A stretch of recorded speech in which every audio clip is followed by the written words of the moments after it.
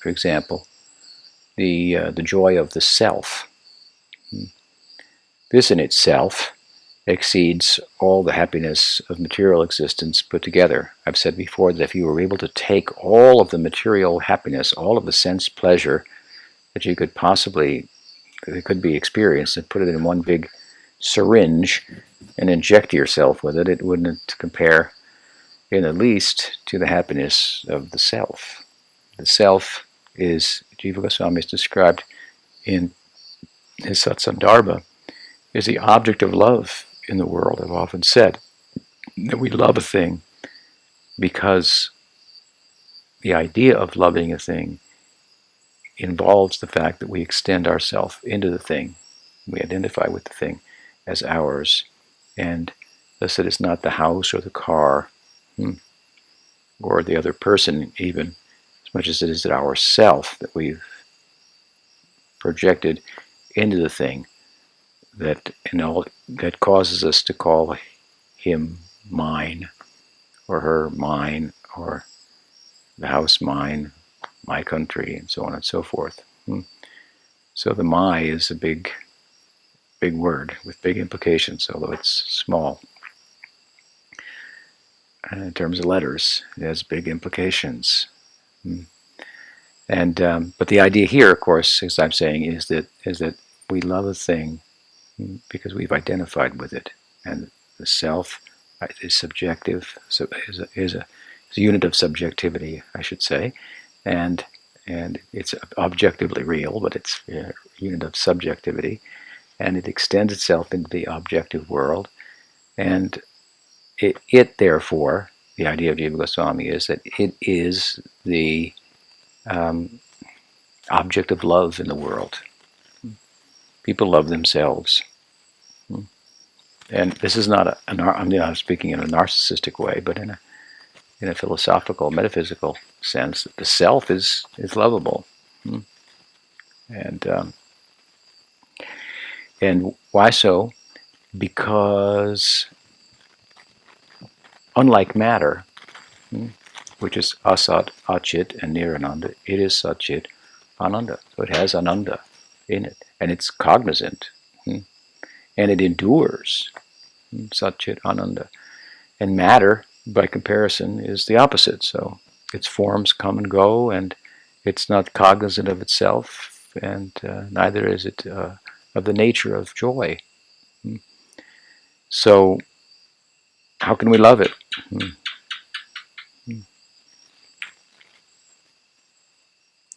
How can it give back, in other words? So we're really interacting with ourself in a sense. And it, being a unit of Ananda, it's lovable.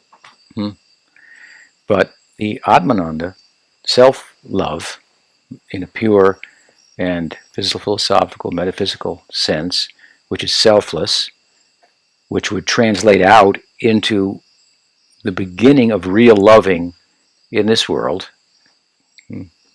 rather than identifying ourself with something and someone, and thereby entering into a relationship with it, seeing it for what it is, seeing the self for what the self is, and so forth. As I've often said, detachment is kind of the first step in the direction of loving, properly understood.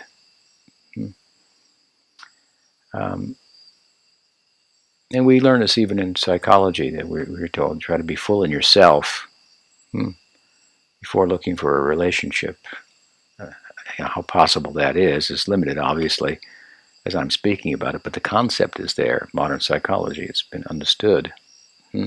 So we're just extending this principle a little further, based on the worldview, ours, in which consciousness is what it is independent of matter. It's in union of eternity, knowledge, and bliss. So again, the more one is self-satisfied, self-complete, full in oneself, then you can, as it is true psychologically, then you can give, and relationships are about giving and sacrificing and so forth. This is much to do with love.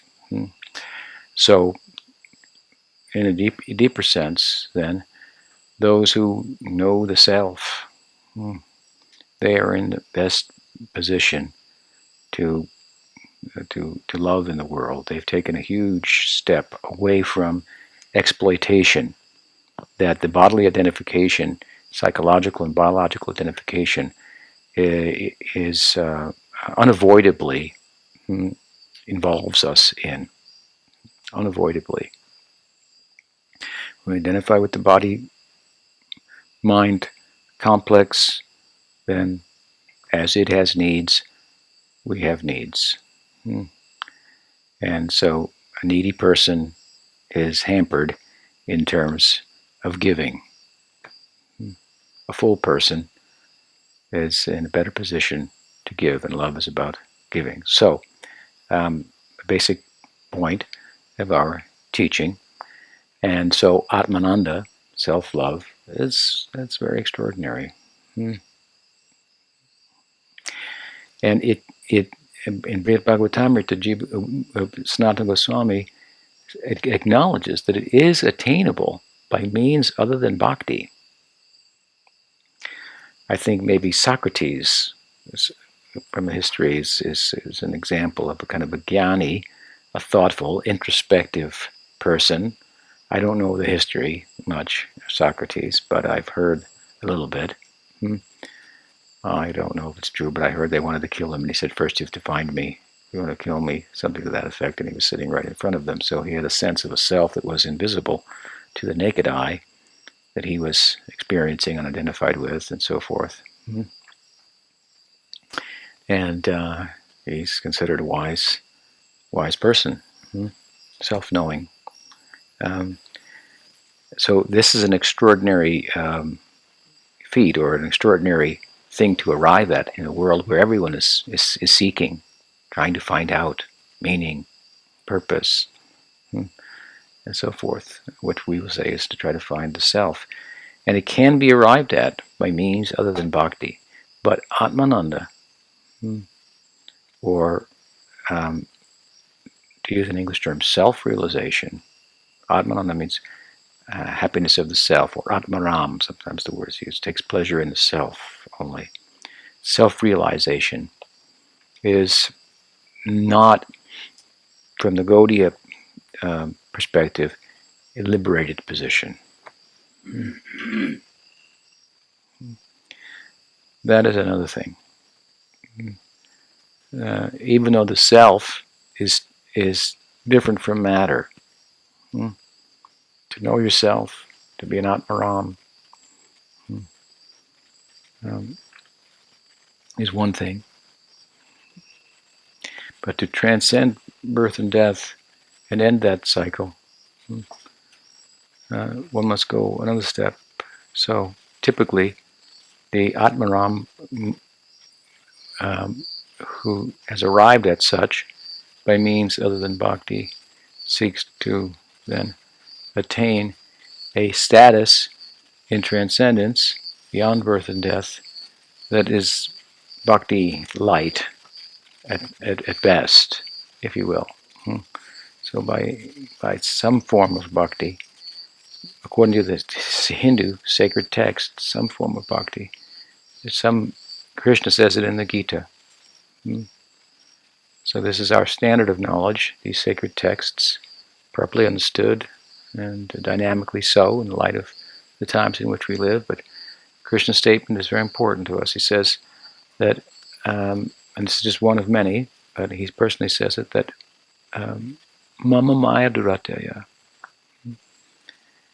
And Prabhupada translates to Durateya, insurmountable. So, my Maya is insurmountable. Mamaevaye prapadyante mayametam tarantite. But those who surrender to me, then they can cross over it. Tarantite. Vishwanath Chakravarti Thakur in his commentary, I believe he says that Krishna's pointing to his chest. My Maya, only vice. If I give the clearance, only if I give the passport or the visa. Here in our discussion, self-realization would be the passport Hmm? So you can have a passport, but that doesn't mean that you can enter into the next country. Hmm? You may need a visa as well. So that you have to go to the house of bhakti to get a visa, since at least in some way. Hmm?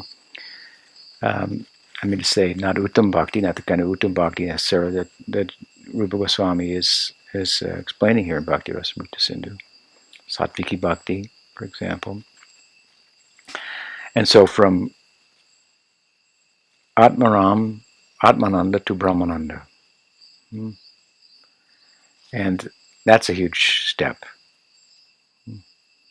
So to identify oneself as an atomic particle of Satchidananda with the, if you will, the reservoir of Satchidananda. Hmm? And having moved from the material sense of self, we move away from largely from the false individuality of material existence that we pride ourselves in, but that keeps us to one extent or another at odds with one another or unable to enter into the unity that love is about, hampered to some extent. As I often say, well, in love we want to come together, but we want our own space to some extent too. Beautiful statement of Kavi Karnapur. Through his pen, Radharani speaks and says, "Those who say I love you know nothing about love, because in love there's no you, there's no I. There's a we. There's she means that you and I become Chaitanya Mahaprabhu." This is the idea. Radha Krishna Pranay Vikriti Ladini Shakti Rasmat Ekatmano Vapi Bhuvi Puradeham Vedogato Chaitanya Kyam. Radha and Krishna. Krishna's one becomes two as Radha, the two become one as Chaitanya Mahaprabhu. So that is the high thing. Now we're going to the high end. We are starting at the low end. Material happiness and self-realization, self-happiness, Atmaram. But when we move away from the material happiness and the false individuality, we move towards the unity that underlies all of that, the sea out of which islands of material existence come and go, if you will. And so we move towards a unity from a diversity that's problematic to unity. Of course, as I said, we desire really both equally. We desire unity and we desire diversity, and we desire them at the same time. And this is, of course, the teaching of Chaitanya Mahaprabhu, and it's really what love is thought to be about, ultimately. So, moving away from the false diversity to self-realization and the underlying unity, we're no longer at war with one another, we're at peace, and with a little bhakti, help from bhakti, we can enter into Brahman. And Brahman is Godhead. Brahmeti Paramatmeti Bhagavaniti Shabdite. There, non-differentiated Satchit Ananda. And the difference between that feature of the Absolute and Bhagwan Shri Krishna in particular, is that Krishna is condensed Satchitananda. Condensed. So it takes a shape. And similarly, the happiness of self-realization, the happiness of Brahman realization, the happiness of being in trance for half of a life of Brahma. Any way you want to talk about it, the point is that there's something different that makes the prem different, and that is that the object of love, which was the self, which was the source of the self, Brahman, in bhakti, takes a shape. And it it affords then a capacity for reciprocating that Brahman doesn't. And it affords a differentiation within a unity that Brahman doesn't unto itself. So arguably you've got the full face of love when you have this unity and diversity. In other words, a spiritual personality arises out of identification with Bhagwan through bhakti.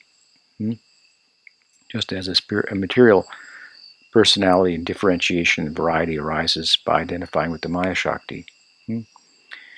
But this differentiation in transcendence is of an eternal nature.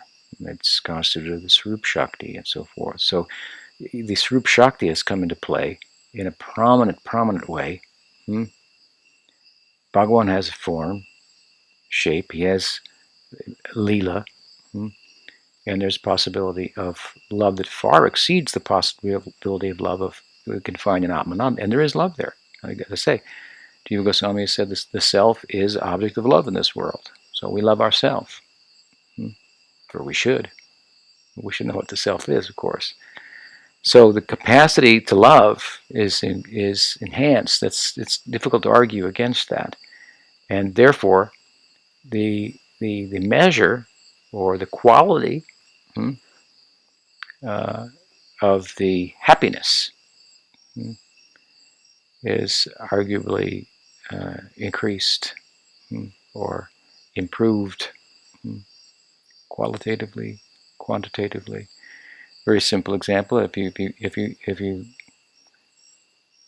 you love yourself and then you want to share it with someone, our capacity to love is enhanced by sharing with others. In Brahman, there is no other to be experienced, really. So this is the idea. He doesn't play this out, but I mean, this is the basic argument. How can you say, if someone may, from a sectarian point of view, say, how can you say that prema, exceeds a millionfold a tiny particle of Brahman, which is completely satisfying and transcendent to material existence, of a different quality of happiness than the material happiness altogether, and so on and so forth. So we have our answer. It's very practical. There is more involved. It's become much more nuanced, the happiness of prema than that of Brahman realization. So as Krishna is condensed Satchidananda, so the happiness of prema is Sandranam means it's condensed. It's a little different than what's described in this verse. This is again one of the characteristics of bhakti, of prema bhakti, described in the first chapter. Here what's described as condensed, that is the Sarup Lakshan, or the primary characteristic of prema, is Bhava, which has been discussed in the previous verse. The Bhava Ankur, you have the sprout of the Bhav and the maturation of the Bhav. So, two forms of the sthayi. The sprout, which is discussed in the previous chapter. This is the chapter on Bhav. And then the mature form. This is